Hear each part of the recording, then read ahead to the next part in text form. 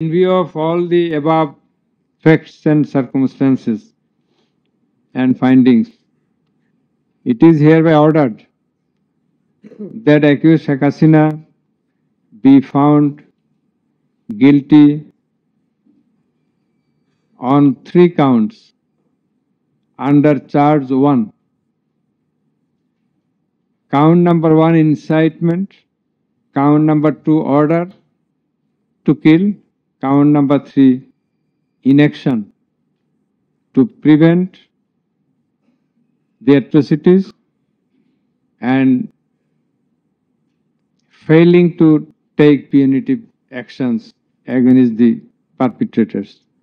And thus, for all these 3 counts, we have decided to inflict her with only one sentence, that is sentence of death.